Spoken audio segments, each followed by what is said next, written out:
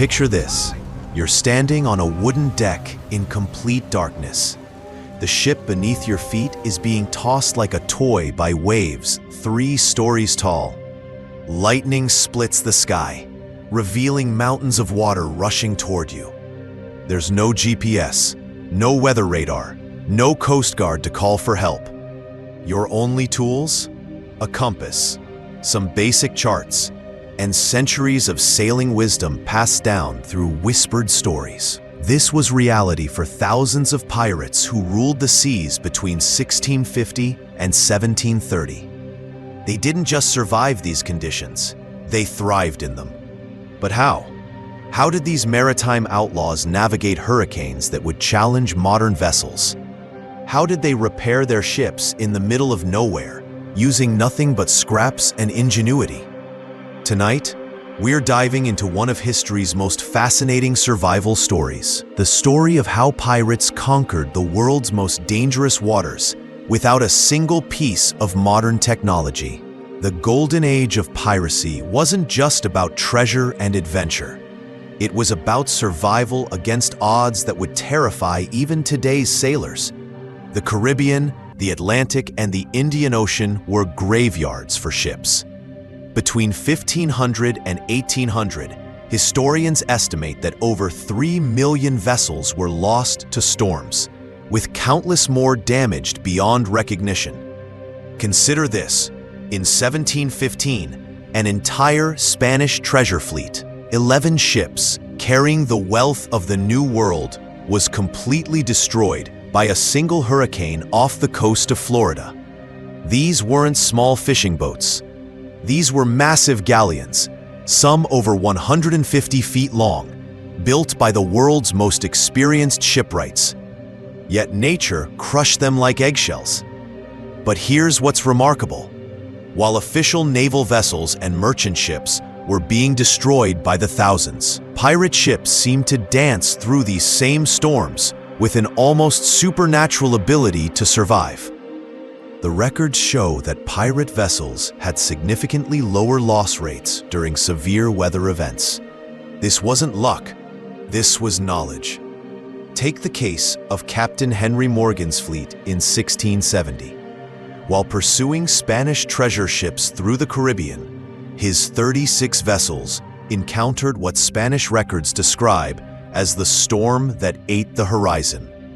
When the weather cleared, Morgan had lost only 3 ships, while the Spanish fleet he was chasing had been completely scattered, with 7 vessels never seen again. How did pirates develop this almost mystical relationship with the sea? The answer lies in something most historians have overlooked. Pirates weren't just criminals, they were the ultimate survivors. They had to be. Long before meteorology existed, pirates had developed an intricate system for predicting weather that was passed down like sacred knowledge from captain to crew. They didn't have barometers, but they had something perhaps more valuable: generations of accumulated wisdom about reading the sea's hidden language. Captain Edward Teach, better known as Blackbeard, was legendary not just for his fearsome appearance, but for his uncanny ability to predict storms days before they arrived.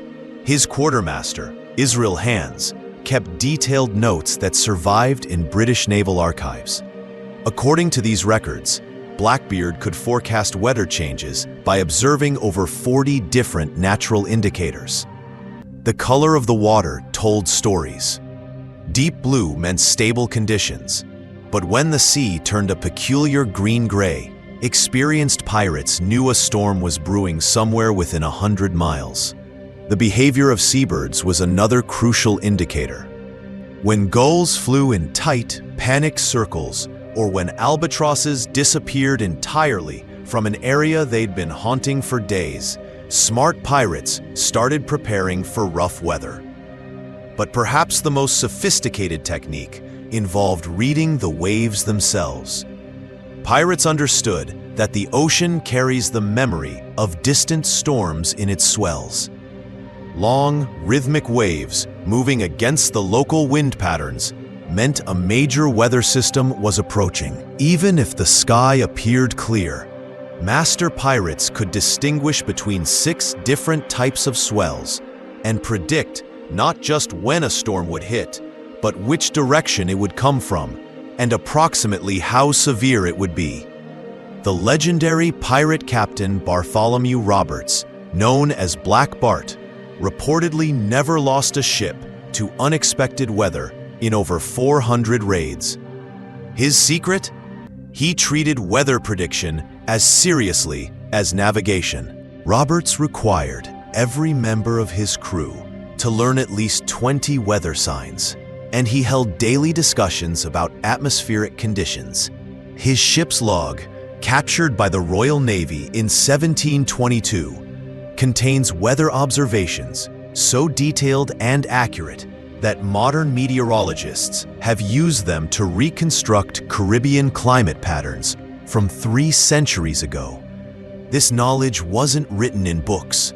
It lived in the stories, songs, and rituals of pirate crews.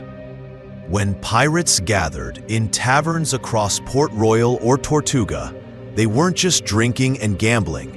They were sharing intelligence about weather patterns, ocean currents, and survival techniques.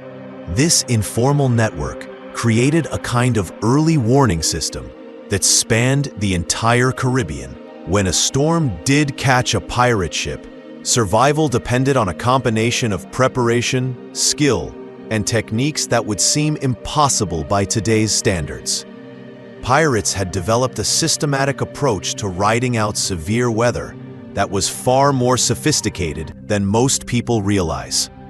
The first principle was ship modification. Pirates didn't sail the vessels they captured exactly as they found them. They made specific alterations designed for storm survival. They lowered the center of gravity by removing or modifying upper deck structures.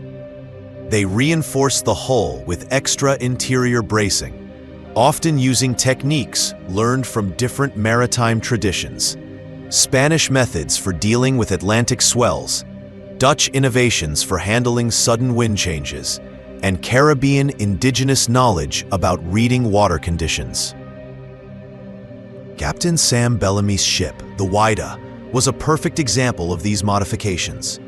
Originally built as a slave ship, Bellamy's crew transformed it into what maritime archaeologists now recognize as an early example of extreme weather optimization. They added flexible rigging systems that could be adjusted quickly during storms, extra anchor points throughout the ship, and a revolutionary bilge pump system that could handle water intake during severe rolling. But the real secret was in the crew coordination during storms. Pirates had developed a system called storm sailing that required every crew member to know multiple roles. When weather turned dangerous, the traditional ship hierarchy disappeared. The cook might take the helm, while the quartermaster worked the pumps, and the captain might be lashed to the rigging, calling out wave patterns. This system was tested during the Great Hurricane of 1703, which devastated the English fleet in the English Channel. While the Royal Navy lost 13 ships of the line and over 1,500 sailors, several pirate vessels in the same waters not only survived, but actually used the storm to escape naval pursuit. The pirate captain John Quelch later bragged that his crew had sailed through hell itself and emerged with minimal damage. The technique that made this possible was something pirates called dancing with the waves. Instead of fighting the storm's power, they learned to work with it. They would position their ships at specific angles to incoming waves, using the storm's own energy to maintain stability. When a massive wave approached, instead of taking it head-on, they would turn just enough to let the wave lift and carry the ship, then adjust again for the next wave. This required split-second timing and incredible coordination. One wrong move meant the ship would be rolled over or driven underwater. but when executed correctly, it allowed relatively small pirate vessels to survive conditions that destroyed much larger military ships. The most dangerous moment in any storm was what pirates called the Devil's Choice, the decision of whether to ride it out or run for shelter. This decision had to be made hours before the storm's full fury hit, based entirely on reading natural signs and understanding the ship's capabilities. Make the wrong choice, and the entire crew would be lost. Perhaps even more impressive than storm survival was how pirates navigated when their primitive instruments failed or became unreliable. During severe weather, compasses could be thrown off by lightning strikes, charts could be destroyed by water damage, and celestial navigation became impossible when clouds blocked the stars for days at a time. Pirates developed backup navigation systems that seemed to border on magic.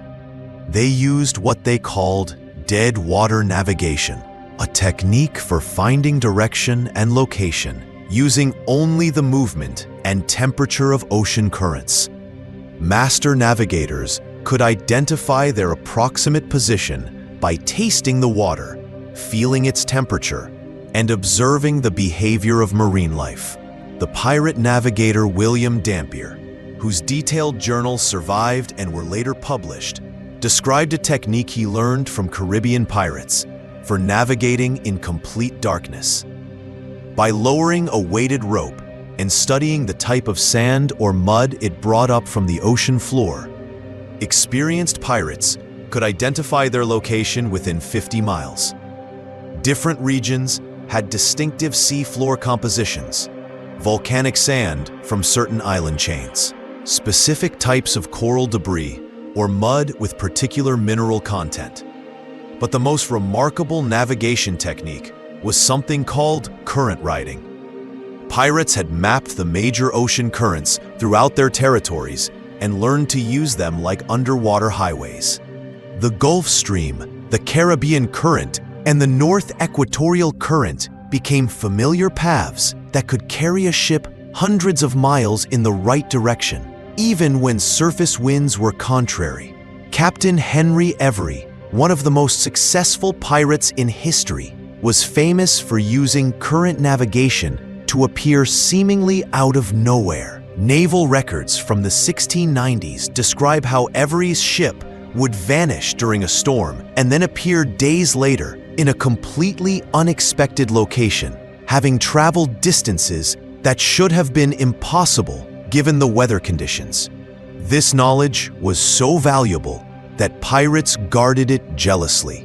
When crews were captured, they would often share information about treasure locations or ship modifications, but navigation secrets were taken to the grave. The techniques were typically known by only 2 or 3 members of each crew, and they were passed down through a complex system of mentorship and practical demonstration. Some historians believe that pirate navigation techniques were actually more accurate than official naval methods of the same period. Pirates couldn't afford to get lost. They had no friendly ports to fall back on, no supply lines to rely on. Their survival depended on knowing exactly where they were at all times. When a pirate ship was damaged far from any port, the crew faced a life or death challenge. Repair the vessel using only materials they could find or improvise. This led to innovations in emergency shipbuilding that wouldn't be matched by official navies for another century. Pirates became masters of what they called sea surgery, major ship repairs performed while still at sea. They developed techniques for patching holes below the waterline by diving under the ship with sheets of canvas and buckets of tar. They learned to splice broken masts using pieces from their own rigging and to create emergency sails from whatever fabric they could find, including clothing, hammocks, and even canvas taken from other ships. The most famous example of pirate ingenuity occurred in 1721, when Captain Edward Lowe's ship was nearly cut in half by cannon fire during a battle with a Spanish warship. With water pouring into the hull and the ship listing severely, Lowe's crew performed what maritime historians now consider one of the most impressive emergency repairs in sailing history. They used a technique called careening under sail, deliberately running the ship onto a shallow sandbar at just the right angle to expose the damaged side above water level. Then, while part of the crew kept watch for enemy ships, others worked frantically to patch the holes using a mixture of tar, oakum, and strips of canvas. They reinforced the repairs with pieces of wood cannibalized from non-essential parts of the ship, including cabin walls and spare planking. The entire repair took 18 hours, during which the ship was completely vulnerable to attack. But when they floated free of the sandbar, the patches held, and Lowe's crew escaped to fight another day. The ship served for another 3 years before finally being captured by the Royal Navy. Pirates also developed revolutionary techniques for making emergency supplies. They could distill drinking water from seawater using improvised solar stills. They preserved food using salt extracted directly from seawater through evaporation. They made rope from whatever plant fibers they could find on uninhabited islands. And they even learned to forge basic metal tools using driftwood fires and salvaged metal. But perhaps most importantly, pirates understood that ship repair was ultimately about resource management and prioritization. They learned to identify which systems were truly essential for survival and which could be sacrificed or improvised. This practical knowledge often meant the difference between making it to safety and becoming another ghost ship lost to the sea. The legendary pirate captain Black Sam Bellamy once kept his ship operational for over 6 months using nothing but material salvaged from wrecks and raids. His crew became so skilled at improvisation that they could perform major rigging repairs in under 4 hours, even in rough seas. Behind all the technical knowledge and survival skills was perhaps the most crucial element of pirate survival: the psychological and social systems that kept crews functional under extreme stress. Pirates had to solve a fundamental problem that naval forces struggled with for centuries: how to maintain morale and cooperation when death seemed inevitable. Pirate ships operated on a unique democratic system that was far ahead of its time. Unlike naval vessels, where discipline was maintained through fear and punishment, pirate crews survived through shared decision-making and mutual dependence. During storms, this system proved invaluable. When every decision could mean life or death, having multiple perspectives and shared responsibility was often the difference between survival and disaster. The pirate code wasn't just about dividing treasure.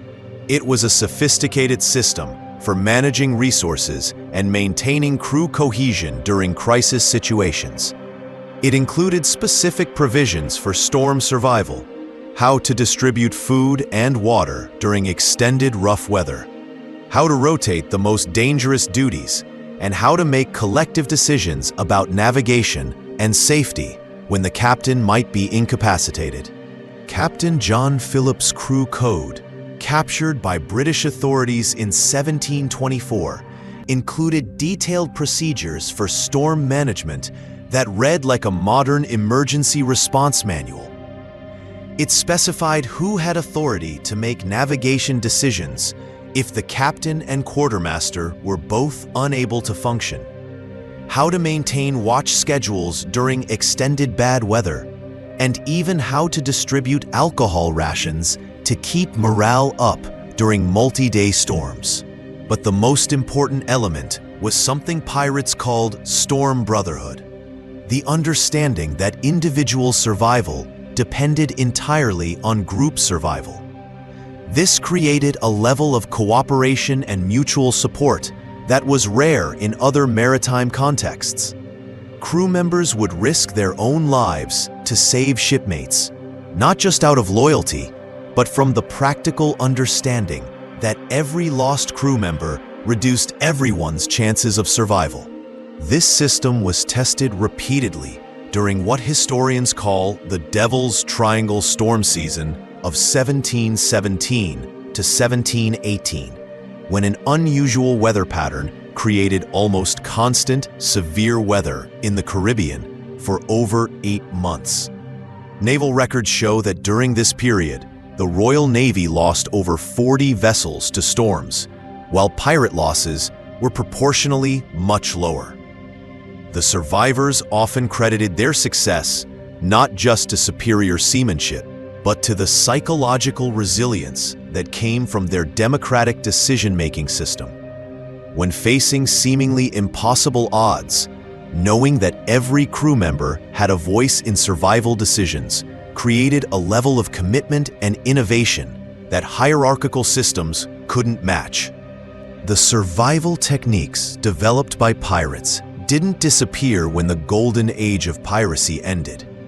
Many of these innovations were quietly adopted by legitimate maritime forces and eventually became standard practices in naval operations. Weather prediction techniques that pirates had used for decades were formally studied and incorporated into early meteorological systems. The British Admiralty, despite publicly condemning piracy, secretly debriefed captured pirates about their navigation and storm survival methods. Some of these interrogation records, discovered in British archives in the 1960s, revealed detailed descriptions of pirate techniques that were later integrated into official naval training. The democratic decision-making systems that proved so effective during maritime emergencies influenced later developments in naval discipline and crew management. The idea that survival situations might require temporary suspension of traditional hierarchy eventually became accepted practice in many navies. Even modern sailing incorporates principles that pirates pioneered 3 centuries ago. The technique of reading wave patterns to predict weather changes is still taught in advanced seamanship courses. The concept of ship modification for extreme weather survival influenced the design of modern research vessels and offshore racing yachts. But perhaps the most important legacy is the understanding that survival in extreme conditions requires more than just technology or individual skill. It requires the kind of collective intelligence, adaptability, and psychological resilience that pirate crews developed out of necessity. Today's Coast Guard rescue operations, Antarctic research expeditions, and deep ocean exploration missions all rely on principles that pirates worked out through trial, error, and countless life-or-death situations. The idea that small, highly coordinated teams can accomplish seemingly impossible things in hostile environments, that's pure pirate philosophy. The next time you watch a modern weather forecast or see a Coast Guard rescue operation, remember that some of the techniques being used trace their origins back to desperate men and women fighting for survival on wooden ships 3 centuries ago. Pirates weren't just outlaws seeking treasure. They were innovators whose survival depended on understanding the sea in ways that others couldn't or wouldn't. They proved that when human ingenuity is combined with necessity and cooperation, people can survive conditions that seem absolutely impossible. They developed solutions to problems that professional navies couldn't solve, using nothing but observation, experience, and the kind of creativity that emerges when failure means death. But here's the question that keeps maritime historians up at night. How much of this knowledge was lost when the age of piracy ended? What other survival techniques did pirates develop that never made it into official records? And in our age of GPS and satellite communication, Are we losing the kind of fundamental understanding of the natural world that kept these outlaws alive against impossible odds? The sea keeps its secrets, but every now and then, archaeology uncovers new evidence of just how sophisticated these survival systems really were. If you enjoyed exploring this hidden chapter of maritime history, make sure to check out our other videos on the mysteries of the sea. The ocean has been humanity's greatest teacher for thousands of years, and it still has lessons to share with those brave enough to listen.